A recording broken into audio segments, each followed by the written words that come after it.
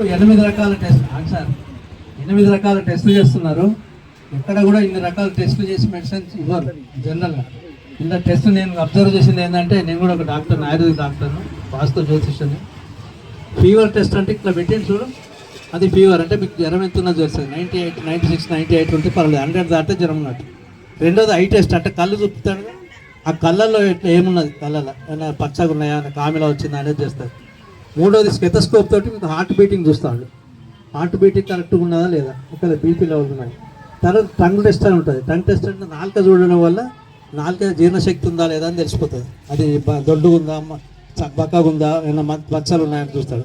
తర్వాత nail test ఇది చూస్తారు, ఇది కూడా చూస్తే తెలుస్తుంది. తర్వాత ఆక్సిజన్ లెవెల్స్ ఏలు పెడతాను చూడండి, వింటున్నామా, ఏలు పెట్టి చూసేది మీకు రక్తంలో ఆక్సిజన్ లెవెల్స్ ఎంత ఉందని తెలుస్తుంది.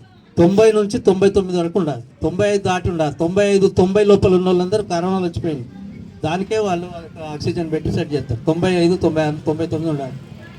తర్వాత నాడి నిదానం, డాక్టర్ మరి చేతి చూసిండో లేదో చూడాలి, అది కూడా. తర్వాత ఫీట్ టెస్ట్, పాదాలు కూడా చూడాలి, చూస్తారు. తర్వాత బీపీ 100/80 ఉండాలి, నార్మల్ ఉన్నట్టు. 130, 140 ఉన్నాయి, 50 దాటిందంటే బీపీ ఉన్నట్టు. బీపీ వల్ల మనకు నరాలు చిట్లిపోయి పెరాల్సి ఇచ్చే అవకాశం ఉంటుంది. కాబట్టి బీపీని ఎప్పుడెప్పుడు చెకప్ చేసుకోవాలి.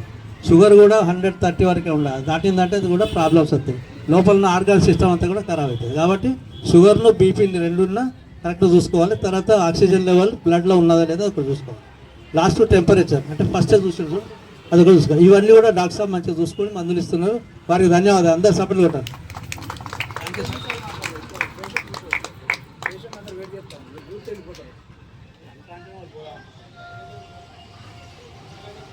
వరంగల్ రావణపేటలోని doctor A Rajendra Prasad Bharatiya charitable trust ఆధ్వర్యంలో ఈరోజు మా సంస్థ ట్రస్ట్ ద్వారా మరియు ఆరోగ్య మిత్ర స్వచ్ఛంద సంస్థ సంయుక్తంగా ఈరోజు కాశీగుట్టలోని ఇక్కడ ఉన్నటువంటి స్కూలు, పాత స్కూలు అనుకుంటా, ఆ ప్రాంతం లోపల ఉచిత వైద్యం దాదాపు 50 మంది దాకా చూడటంతో పాటు పరీక్షలు చేసుకోవడంతో పాటు మందులు కూడా ఉచితంగా ఇవ్వడం జరిగినది. ముఖ్యంగా ఇక్కడ ఉన్న వారందరికీ చెప్పేది ఏంటంటే, కొద్దిగా ఆలోచించండి. నేను చెప్పేది, రాబోయేది వర్షాకాలంలో కూడా సీజనల్ వ్యాధులు వస్తాయి. అంటే మనకు తెలియకుండానే జబ్బులు వస్తాయి. ఏంటంటే ఇప్పుడే బాగుంటాం, కొద్దిసేపటికి మోషన్స్ కావచ్చు, వామిటింగ్స్ కావచ్చు. అది ఎందుకు అనేది ఏంటంటే వాటర్ మార్పు వల్ల ఉంటుంది, తర్వాత ఆహార మార్పు వల్ల ఉంటుంది. ముఖ్యంగా వర్షాలు పడ్డప్పుడు ఏమవుతుందంటే ఈగలు, దోమలు, ఇటువంటి రకరకాలటువంటి క్రిమికీటకాలు మనం తినే ఆహారం పైన పడుతుంది. కాబట్టి ముఖ్యంగా నేను చెప్పేది అంటే వేడి చేసి చల్లార్చి తాగండి. తర్వాత వీలైతే ఎప్పటికెప్పటికీ వేడి ఆహారం తినడానికి ప్రయత్నం చేయండి. మళ్ళీ తింటూరా అంటే తినేటట్టు కడుపు ఇచ్చేటట్టుగా తినండి. కడుపు బాగా ఇబ్బరంగా కనుక తినేంటే మీకే ఇబ్బంది అయ్యి గ్యాస్ వచ్చి, అసిడిటీ వచ్చి, దానివల్ల ఏదో హార్ట్ బీటింగ్ ప్రాబ్లం అయిపోయింది, డాక్టర్ దగ్గరికి పోతే 30-40 ఖతం చేస్తారు. కాబట్టి మితంగా తినండి, ఒక్కటికి 4 సార్లు తినండి, కొద్దిగా 4 సార్లు తినండి. ఒకేసారి కడుపు నిండా తినకుండా ఉండండి. తర్వాత ఇంకొకటి ముఖ్యంగా ఏంటంటే, పొద్దున లేవగానే మీరు ఆడవాళ్ళు పని చేస్తాను మేము అనుకుంటాను, కానీ మీరు కూడా కొంచెం దూరం వాకింగ్ చేయండి. చేయడం చాలా శ్రేయస్కరం. రోడ్ల మీద నడవకండి. రోడ్ల మీద నడవడం వల్ల మీకు అర్థమైతలేదు, దుమ్ము తూలి మీకు ముక్కులకు పోతుంది. నోరు తీసే చెత్తారం ఆ బాధ అంతా ముక్కులకు పోతుంది. వాడు ఎవడో రోడ్డుగా మంచి హాయిగా పోకుండా మీరు గుద్దుతాడు, చచ్చిపోయే పరిస్థితి ఉంది. కాబట్టి అవన్నీ చేయకండి.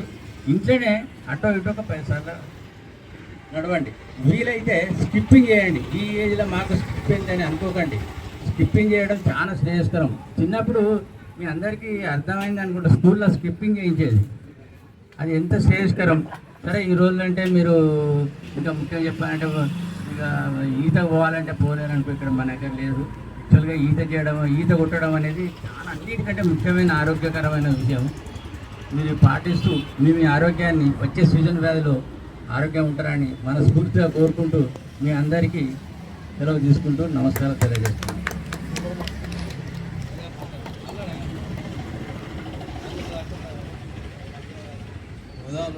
మనము సర్వదేహాన్ని అనిష్టేది, మన యొక్క దేహము పంచభూతాలతోని నిండి ఉంటుంది. కాబట్టి మనం చేసే సఫలీకృతమైన దేహానికి ఉదయకాలము వేడి నీళ్ళతోని స్నానం చేయడం కాదు. వేడి నీళ్ళు లోపలికి పంపించాలి. వేడి నీళ్ళు లోపలికి పంపించడం వల్ల మన దీర్ఘాయువు అభివృద్ధి అవుతుంది. మన లోపల ఉన్న క్రిమి కీటకాలు మూత్ర విసర్జన ద్వారా బయటికి వెళ్ళిపోతాయి. కాబట్టి దయచేసి వేడి నీళ్ళు ఉదయం కాస్త టీ తాగకుండా ఉంటే మంచిది. అది